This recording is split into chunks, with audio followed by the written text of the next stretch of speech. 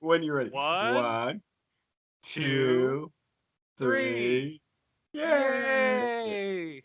Okay, so welcome to episode 5 of How to Be Friends with Dave and Shawn. Shawn, how are you doing today? Wonderful. How are you, buddy? I am wonderful. I am, of course, Dave. And I want to jump right in. Actually, we may have a couple of sponsors. I like surprising you with our sponsors, Shawn. We actually have a sponsor this time. I'm not making this up. Eric's Iowa Corned Beef House. That's right. The recipes were sent to me of delicious corned beef made right in the house of my brother Eric, and it looks delicious. It is not on sale. However, he did plug my podcast. So in the description, you will find apparently his daughter's channel. I'm still waiting for details, but you will be able to find that link in the description. So we have an actual sponsor of No, sorts. wait. Yeah. The sponsor insinuates that he helped offset some of the cost of production. Has he given you money? No. Okay. But wait. Okay. In all fairness, he has given me more support than any previous sponsor. So. Okay. Okay. All right. So this Okay. podcast is also sponsored by my wife because apparently support makes you a sponsor. Correct. Now Okay. you're getting. Yes. And someday we would like sponsors of financial support. Yes. So, So we if have you're a few interested in things becoming a monetary sponsor on it. Yes. every time Dave and I do this podcast, I have to click a button and pay $3 to process audio. Unless you're sending me $3 in corned beef, it's not offsetting my costs. I mean, I will take money from people to not create an OnlyFans. If people don't want to see that, I'm willing to take money to keep me away from there. If anyone's interested in that. We could always start one called Only Plans, and I'll just go through my notebook of all my hand-drawn schematics that I've made over the years.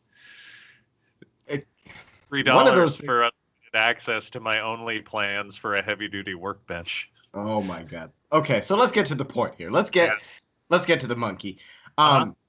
Okay, so first off, this is of course How to Be Friends with Dave and Shawn, the instructional podcast with no instructions.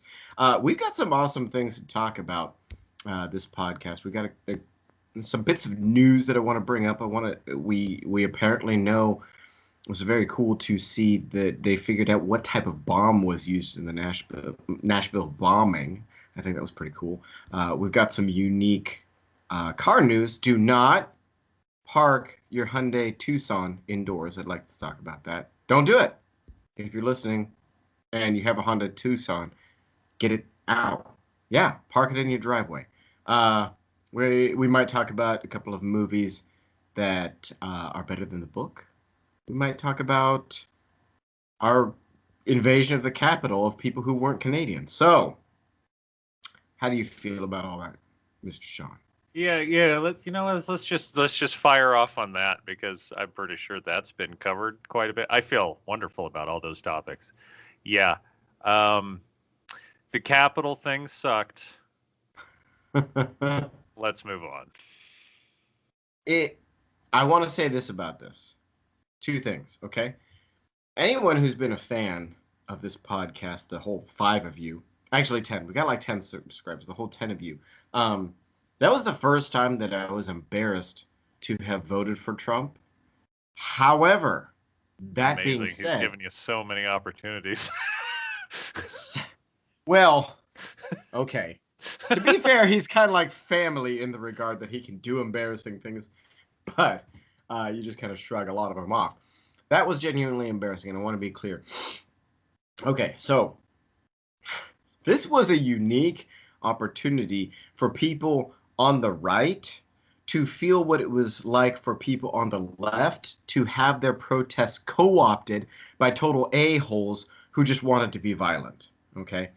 President Trump was not good, okay? As a man who voted for him twice, I feel the responsibility of saying that he did nothing to tone down the rhetoric, and that was embarrassing. But also, it's not like he actually said, go storm the building. So people have to be responsible for their own actions. And yeah, it looks like a lot of the same people who are causing problems all through the stuff last year continued on 2020, leaving a bunch of Trump supporters standing there going, what the heck was going on? Because there were actually videos of people going into the Capitol afterwards, cleaning up. Silence. Cool. Yeah. All right. The man would be out of his depth in a parking lot puddle, and so would his followers. So, not his voters, his followers. You voted clarify for him? that differentiation. If you voted for him, that's fine. If you are the second coming of Christ kind of person who's following this guy like this, well, one, you're probably not listening to this podcast. Well, okay, to be fair, that's a great point, Shawn, because it doesn't matter whether it's Donald Trump or Joe Biden or whomever. Vote for a politician based on if you think he will do less damage in your life than the other politician. Yeah, the only thing I will say is this. There's always a group of people who are going to get violent. I still blame Trump for him not stepping in and being an adult about it. Here's what I want to say. Hit me. As a responsible gun owner Mm-hmm. who does enjoy his gun rights, Mm-hmm. I want to thank the right wing that has spent the last 4 years screaming out the gun rights and just stormed the Capitol. Because if you think the chances of losing your gun rights were bad before, they're a lot worse now. So they're a lot worse now. You guys are idiots, but you're all getting arrested, and the FBI's hunting you down, and it's beautiful. So we're just gonna go from there. And Mark, I'm going down. Let's get controversial here. I'm going on record right now saying two things are going to happen to the people who are arrested. Right? Well, there's two possibilities, but only one thing is going to happen. They're going to say you're going to see lots of people, and the backgrounds of the vast majority of them will not be mentioned because most of them are going to be anarchists. Most of them are going to be the Antifa types. Most of them are going to be far left. I'm going down on record saying that now. Okay. You're gonna see a lot of arrests, and anyone who is storming the Capitol building deserves to be arrested. If you storm federal property, you're stupid. Let me just put it that way. Absolutely. I don't care who you're with. That's dumb. You're gonna see a small sliver of those people that they're going to like try to make big news of because there might be a few right-wing fringe people caught in there, but it's going to be a big hunk of left-wing fringe. But move your damn Tucson into the driveway. Yeah, what is? Do they not test these things anymore when they actually make them? Okay. Is this the hybrid, by the way? It is. All models apparently, except the ones that don't have the adaptive cruise or advanced cruise control. Okay, so I'm saying this humorously because it is kind of funny, and I have a theory about this. But yes, basically every Hyundai Tucson since like 2017 is being recalled because of a software error in the analog brake systems. It can spark, it can cause a fire. Hyundai actually, this is being reported by USA Today. Hyundai actually recommended if you own one of these cars, the recall's out, go get it fixed. If you can't get it fixed right away, park it in your driveway. It's that significant of a concern. Let it burn down in your driveway instead of inside your house. Well, yeah. I mean, if something's going to spontaneously light on fire, it should be outside. Naturally. That's why the Fantastic Four, there's only 3 bedrooms. You don't let something that's just going to spontaneous. That dude sleeps in the driveway. That was a Human Torch reference for those of you who are not huge nerds.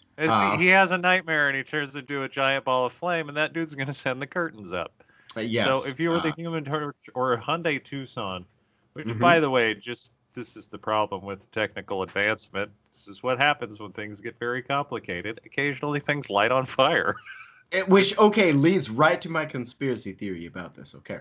So, I've noticed pretty much every car company out there, with the exception of maybe like Subaru, for example, who's in a big lawsuit right now because they don't do recalls. Pretty much every car company out there has had recalls, right?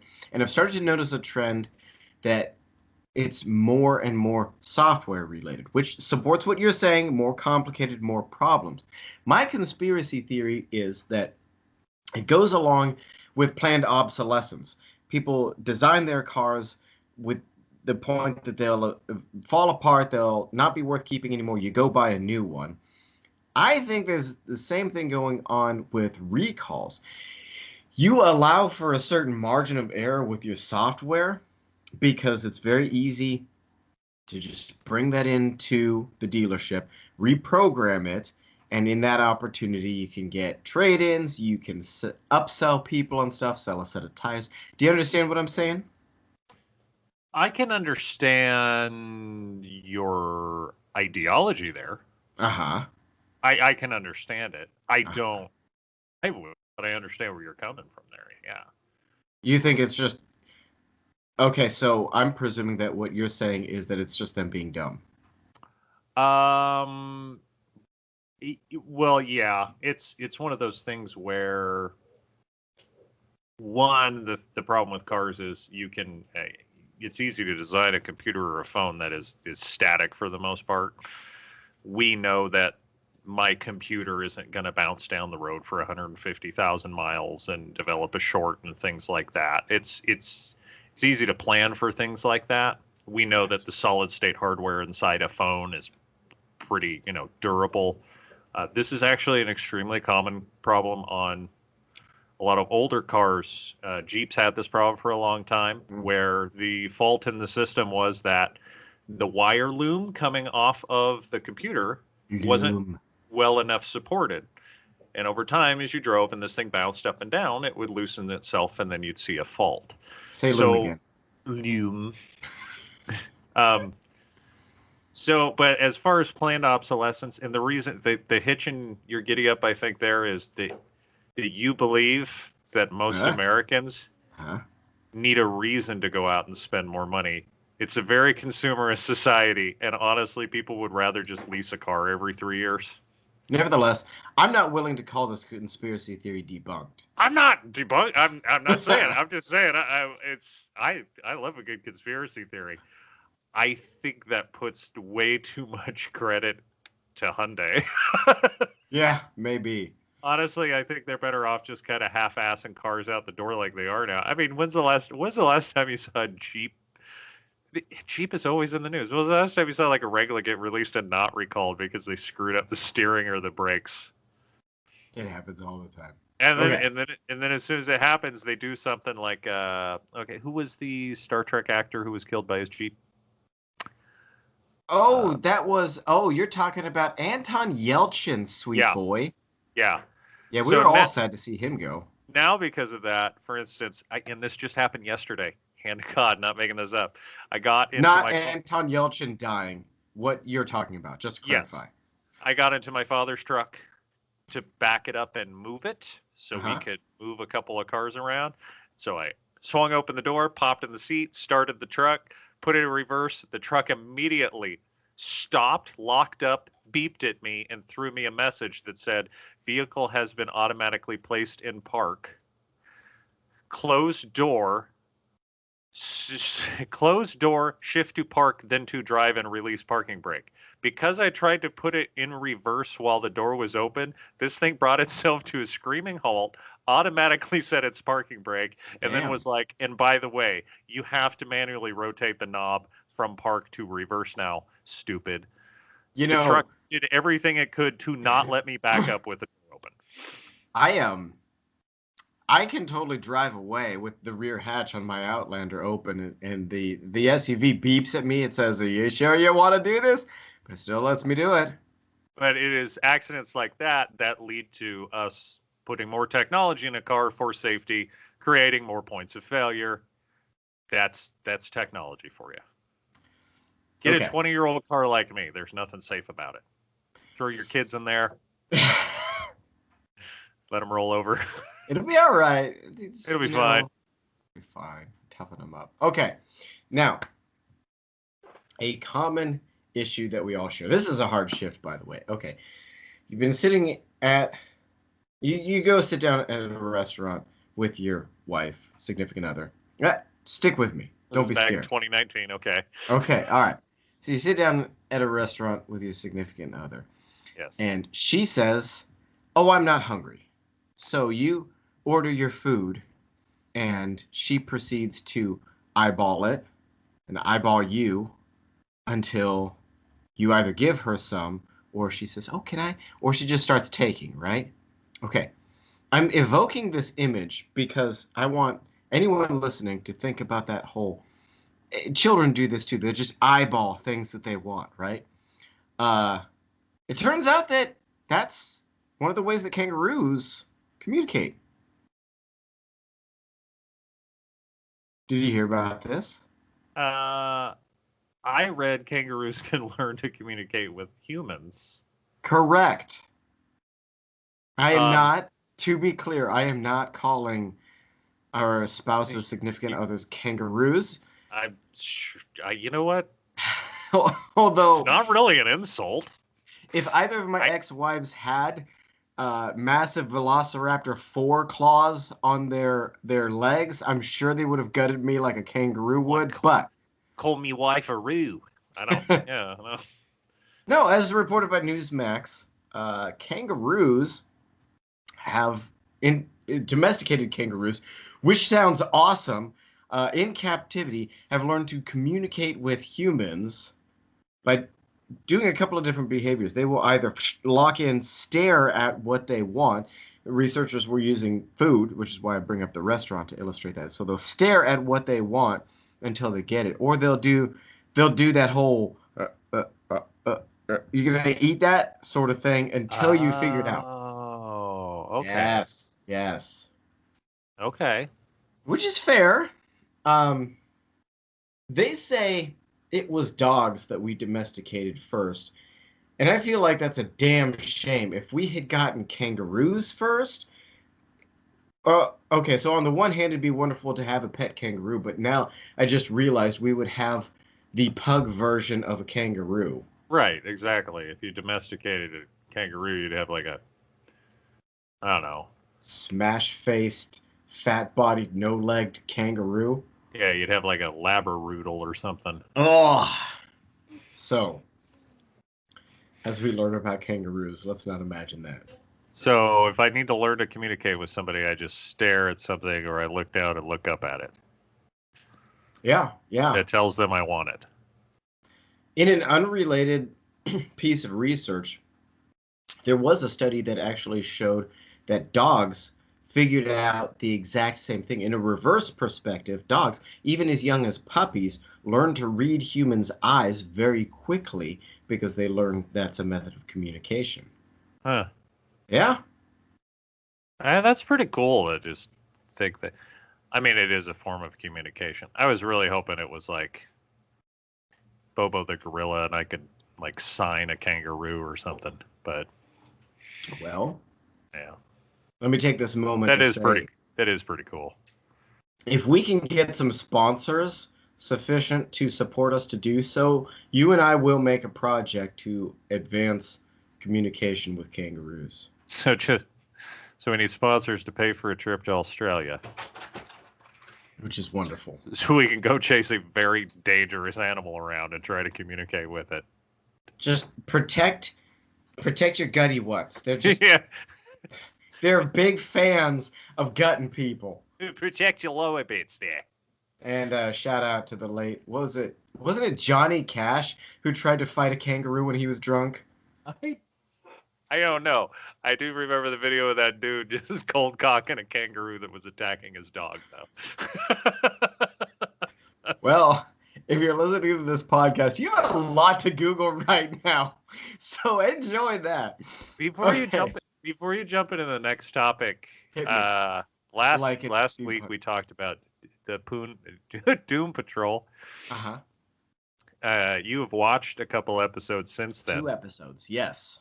Do you agree with my assessment? Which assessment? That it's amazing, or that it was a really, else? really good show, and it brings the DC universe a lot of like good credit. Okay.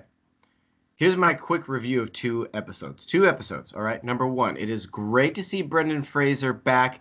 He's still pug ugly, but his voice acting is amazing. Oh my God, yes, very good voice acting.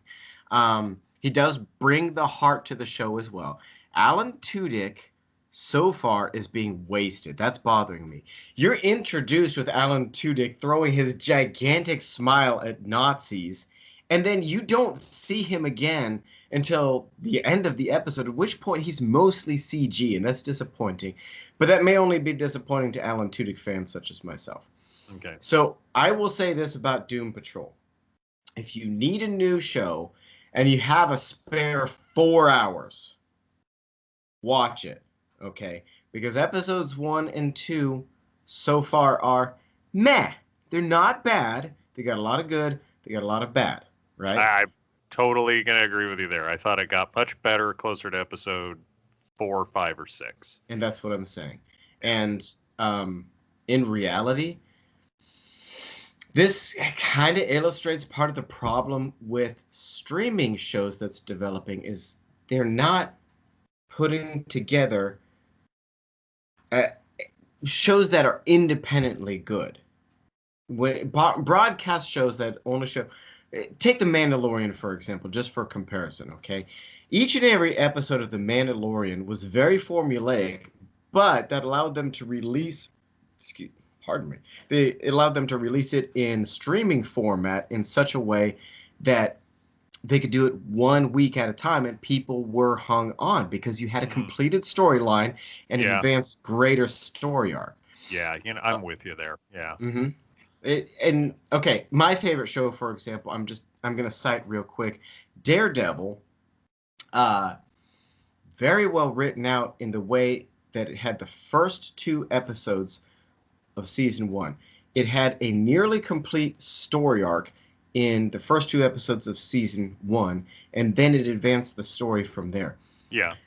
More streaming shows need to figure out you can't sell the season all at once.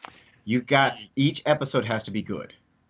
Yeah, I do agree with that. I think the X-Files was kind of a good example of that. Yes. Because when you look back at the X-Files, here's this multi-season long show, and there is this very long story arc, right? Mm-hmm. We're getting into the depth of it. But and they kind of got weird with it in some, but every episode was its own story within that story, right? We're telling the story about them searching for this, while at the same time, it shows us a little bit more of the entire arc as a whole. Yeah. And I'm with you there. There's a lot of streaming shows where you're like, this could only be enjoyed in its entirety. Mm-hmm. I'm not getting a lot of satisfaction out of this square of the story. Right. So yeah, no, I totally see where you're coming from there. I agree with you. And the Marvel Cinematic Universe has taught us you can do the same damn thing with movies. They had a series of independently good movies that all came together. And I also want to bring that up just for a hilarious piece of trivia. Okay, because I brought up Daredevil. I guess it's not trivia, it's just a funny thing.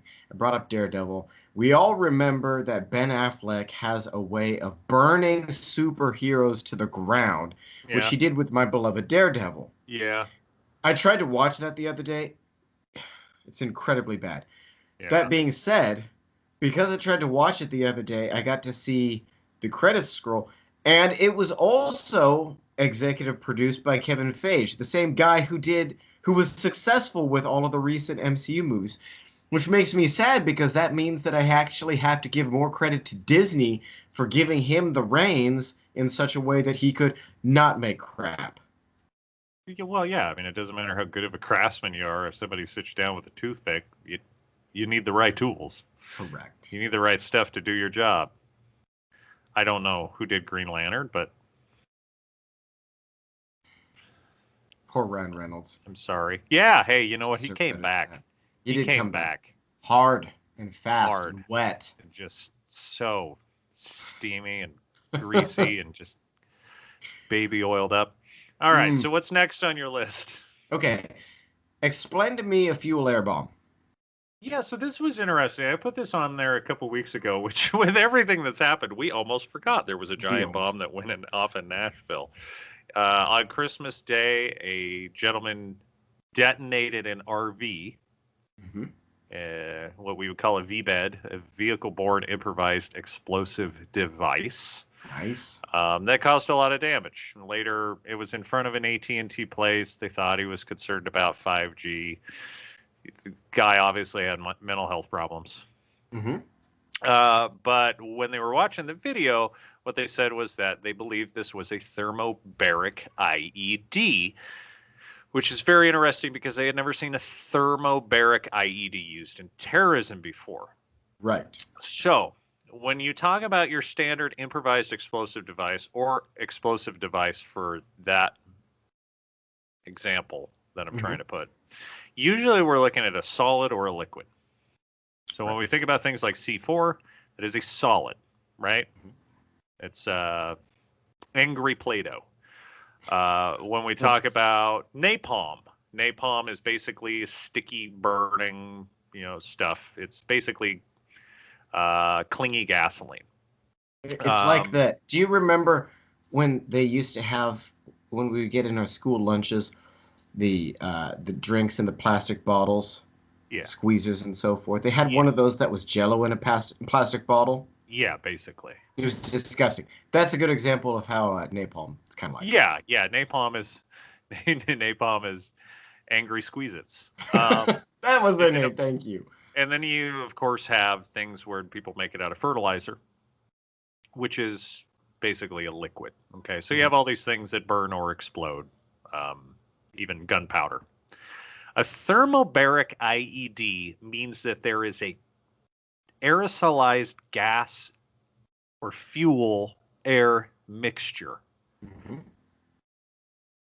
It is incredibly difficult to design a thermobaric IED because getting the right gas air mixture is incredibly hard. There's an example of this where the Mythbusters tried to set off detonation inside a glass box. Yeah. And they were literally pumping gas into this thing with a lit flame and had a heck of a time getting it to go off because trying to find that right mixture is incredibly difficult. And this person apparently was able to do it inside of an RV. Right. Now, I'm not saying let's give the guy credit. I'm saying it's very amazing. That is a lot harder to do than people think it is. And I could give you an example in the fact that your car is the same principle.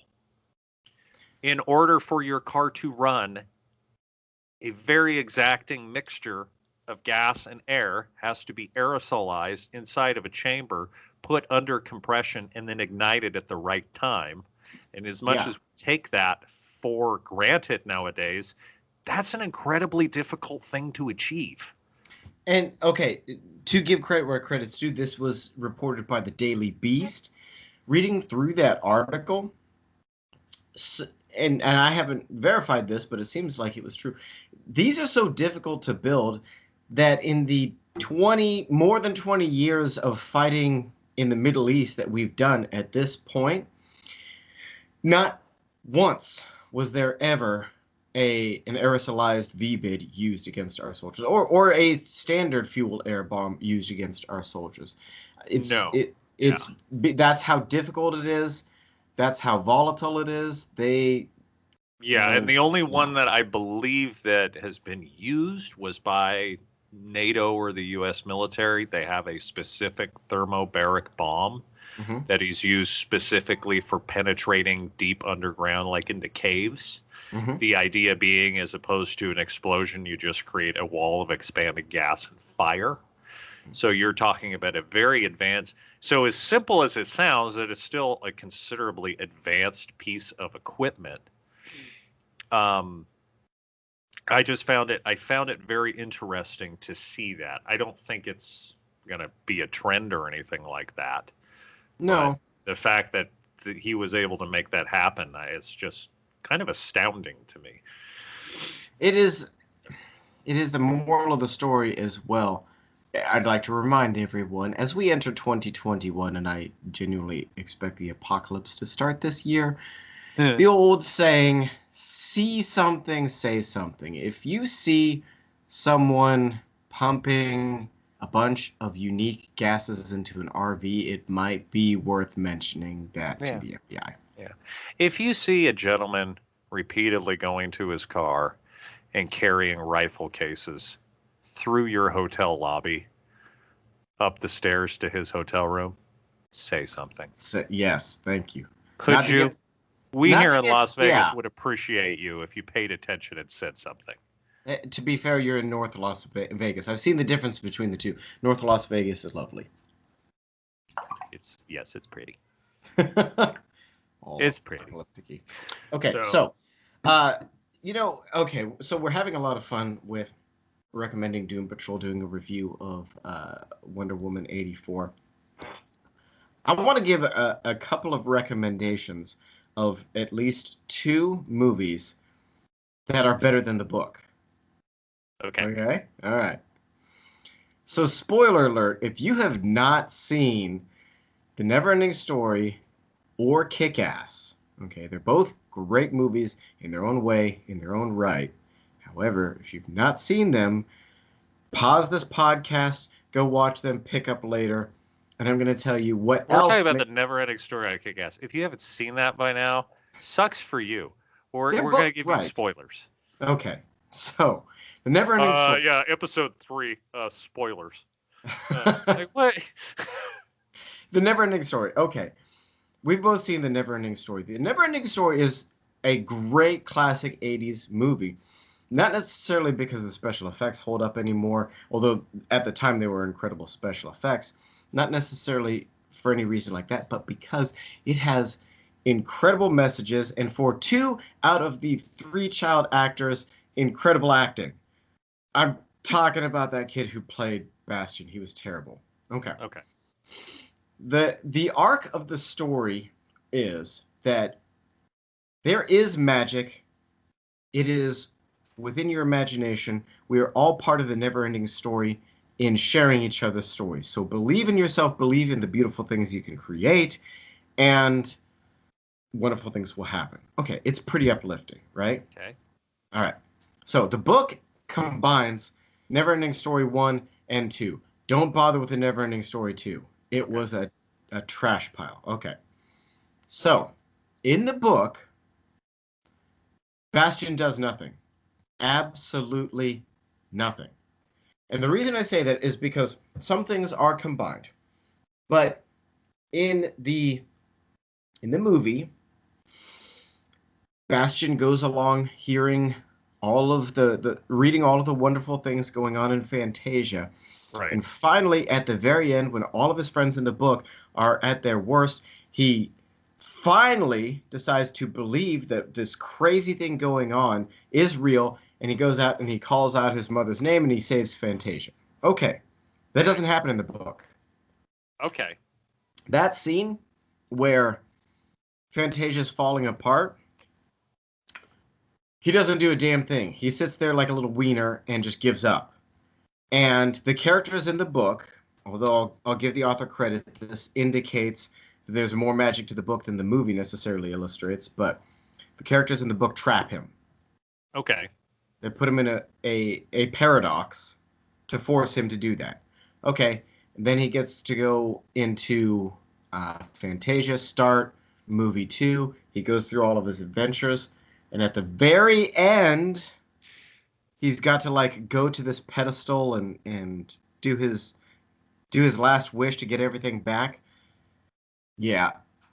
Atreyu drags him across and does it for him. At no point does the book ever make the message to stand up and do something for yourself, ever. Okay. I'm really glad you decided to talk about this, because I've been waiting to mention this since you wrote it in the show notes. I never read the book. Don't. Okay. Yeah.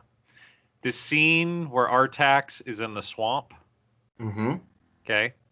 It's the only thing I've ever seen. I've never seen that movie. It's a great movie. And Is by it the is way, it worth watching? it is very worth watching. I've never seen it. There's There's yes, a kid okay. riding a dragon.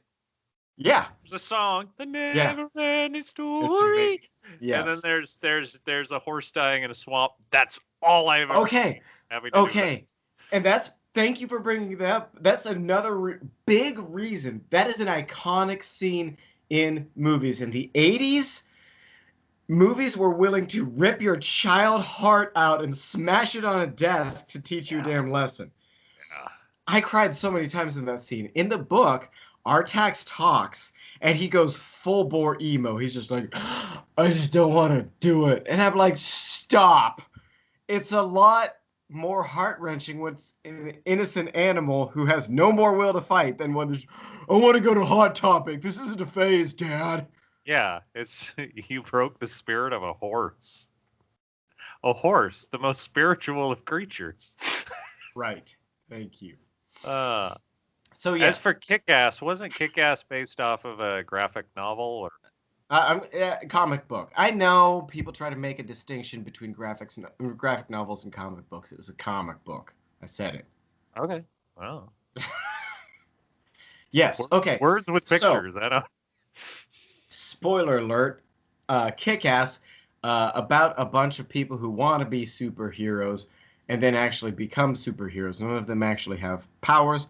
And it's really great because the main character is a total loser who actually, through his efforts, becomes not a loser. Oh. Nicolas Cage, in a rare moment, does very well as a character called Big Daddy. This is one of the big differences from the book, the graphic novel, and the movie. And the main character falls in love with a girl and pretends that he's gay for quite a period of time in order for him to get close to her. All of this sounding familiar? Yes. Okay. Now, in the movie, Big Daddy's story is tragic but insane at the same time. A cop loses his wife to a crime syndicate, and so in order to help him beat this crime syndicate, he trains his daughter up to be an amazing superhero. They work together. It's twisted, but it's very realistic Batman-y because that's basically what Batman did with Gotta Robin. have that sweet, sweet origin story. Yeah, it's not bad. And then, of course, our main character finally comes out as straight to this girl, and they proceed to do the horizontal mambo in like every scene that they possibly can. Okay. Aw, that's sweet. Are you ready for me to illustrate why the comic book was so much worse than the movie? Please. In the comic, Big Daddy's wife never died. So he's just a crazy father. He actually kidnapped his own. He was just a loser who really liked the superhero stuff. Kidnapped his own daughter from her mother and raised her that way. At the end of the comic, she finally gets to go home and meet her mom again. Wow. That's dang. That's messed up. Mm-hmm.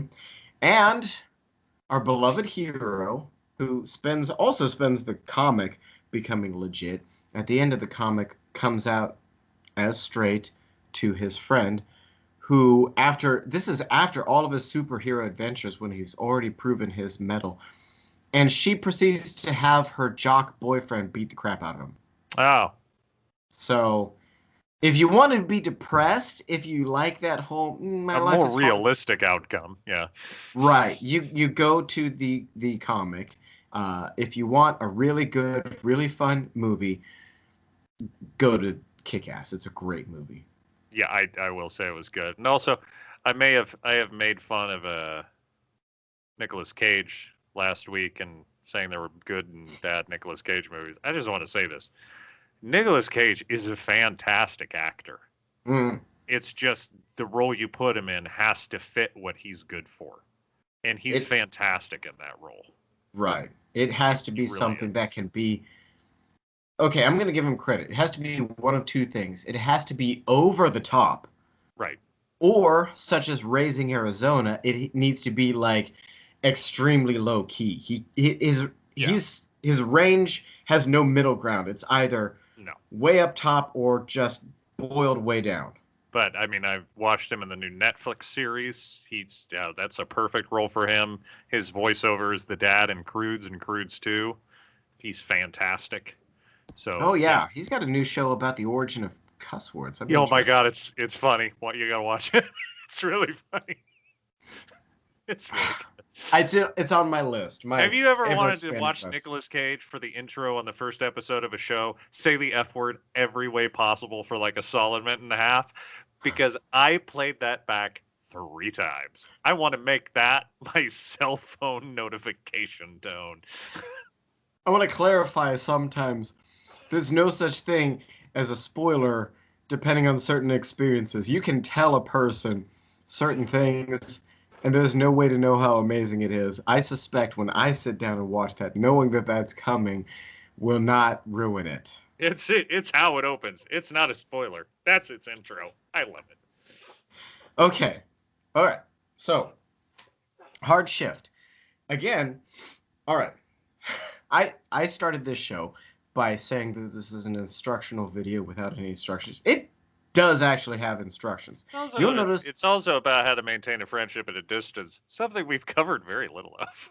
Right. But it's kind of instructions in action. So, for example, you and I, very different on a lot of things associated with Trump. Unlike many people in the country, that has caused no damage to our friendship whatsoever. We can talk about that. Yeah. So, that being said, I want everyone to bring up the controversial things that we think we can't get away with anymore, so that hopefully we can start getting away with it again. And as a promise to my mama, my dear sweet mama, who's old and sweet, I love her. Mama, you're probably listening. You're old and sweet. The Book of Mormon is critical to Christianity. And any standard Christian that's listening to this might be like, "Wah!" Yeah. That's only if you're a standard Christian, though. If you're the fully loaded, limited Christian. with the LED headlights. Yeah, it's and an spoiler. extra 2,200 on top of the delivery option. But let me tell you what, when you get in that Christian, it turns you have heads. Seat heaters and seat coolers. It adjusts to you automatically, and you have 8 cup holders. You say to yourself, "I'm never going base model Christian again." Correct. Okay. Okay. So, and here's why I'm saying this. Okay.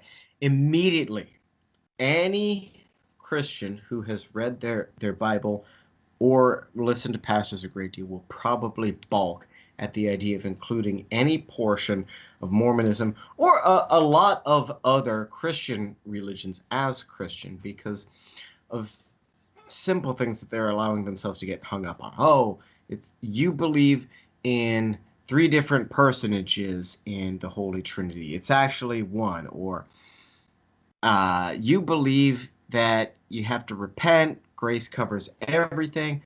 Settle down there. We're all talking about the same Jesus, right? So here's what I wanted to get into. Okay, so if you're in this boat, simmer down and enjoy it. Have your Halo character sit down with you.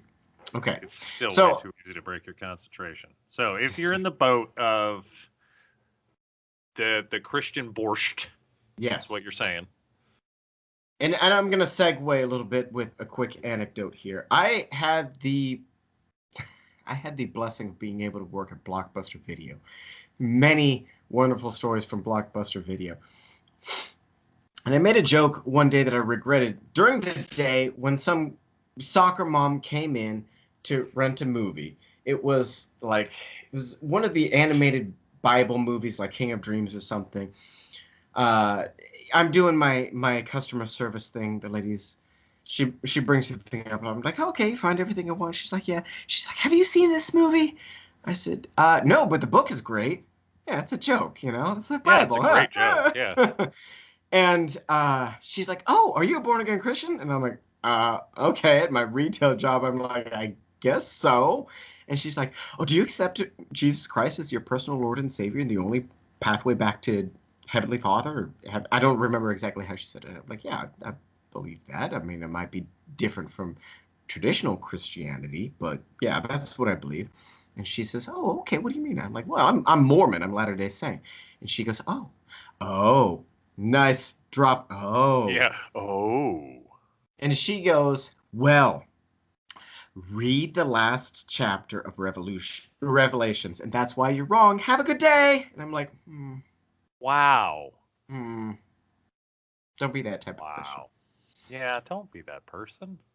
So, homework, if you're fascinated by this part of it, the scripture she referenced was Revelations 22, 18, and 19, where it basically says, if you add to or take away from anything in this book, you're going to have plagues and it's going to suck. All right, that's cool.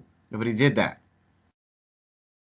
And the fun part about it is, if you're listening to this audio, if ever we get it published on audio, there was just the best head shake eye roll out of Shawn. Yeah, don't. So, how dare you add or remove from a book that had all sorts of stuff added to and taken away from. How many different authors?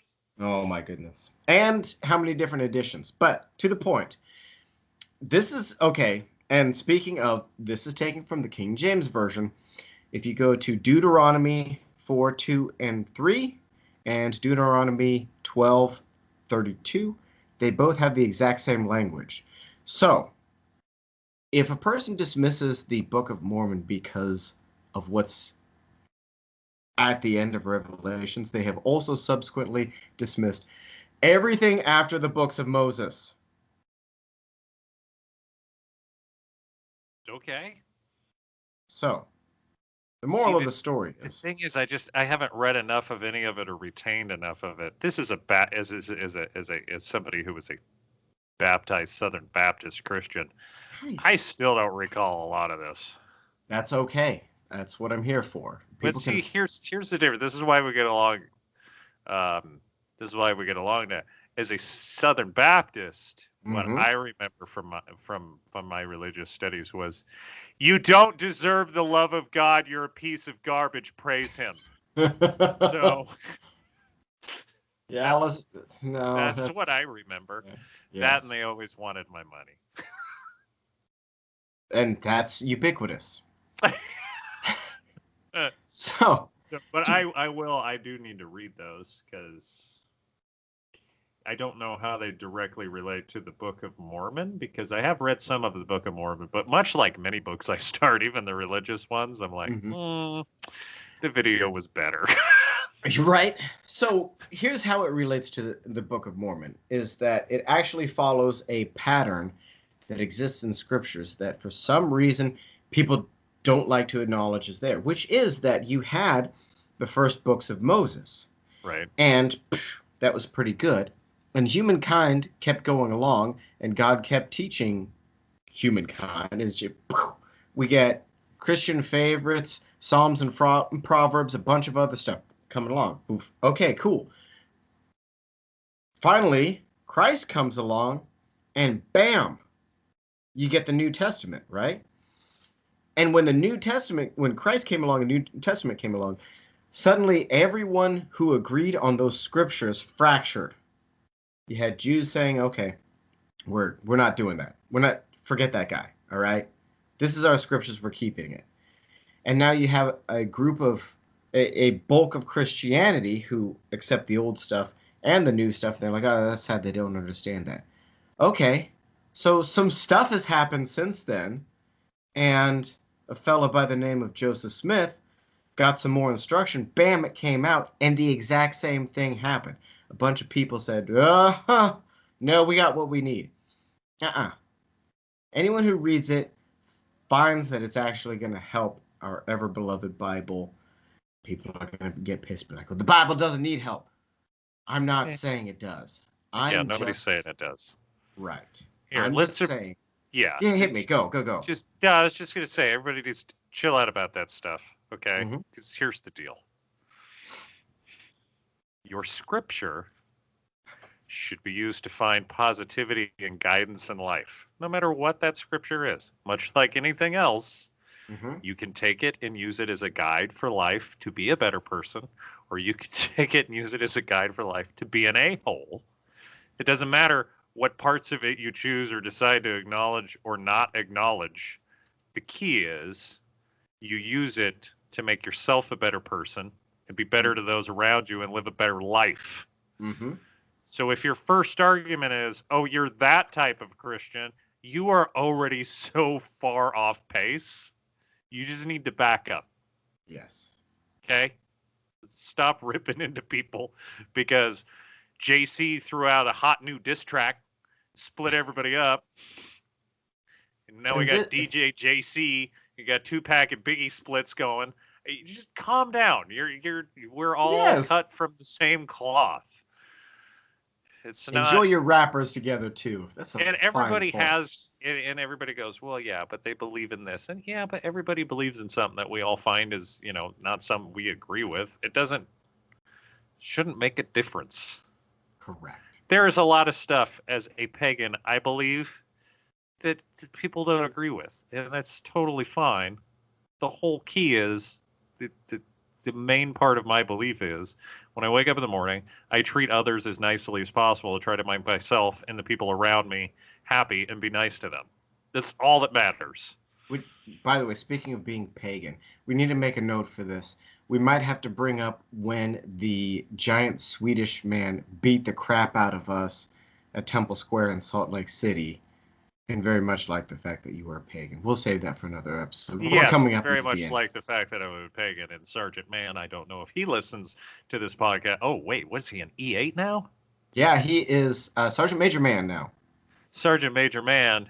Say it real fast. It's tasty. Sergeant Major Man. Sergeant Major Man informing a representative of the Church of Latter-day Saints that I couldn't take pictures because I was afraid they would steal my soul. That was too good.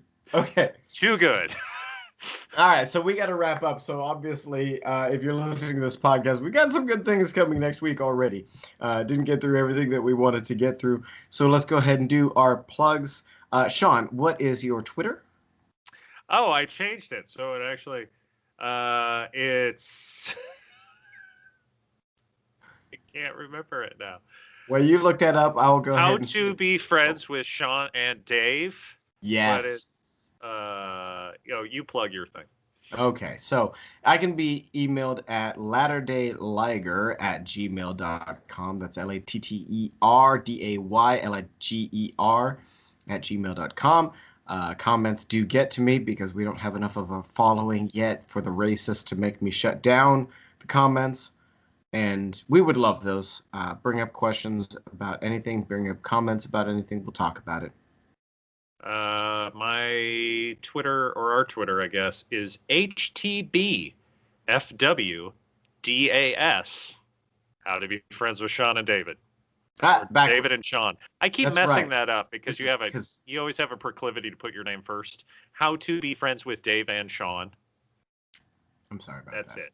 HTBFWDAS. That's my Twitter handle. I don't post anything weird. Yes. It's usually either a link to the video after David posts it or something funny. I think the last thing I tweeted was about how my wife parked over too far in the driveway, so I put the Oreos in the cabinet above the refrigerator. Because she's short. Because she's 5'3". That's the spoiler alert there. All right. Yeah. Shawn, anyone listening, anyone watching, please have yourself an amazing evening. Yes. Dave, you have a wonderful evening. Rock I love on. you. Love you. And Good I'm night. going to go drink some coffee. Good night. Enjoy. Enjoy.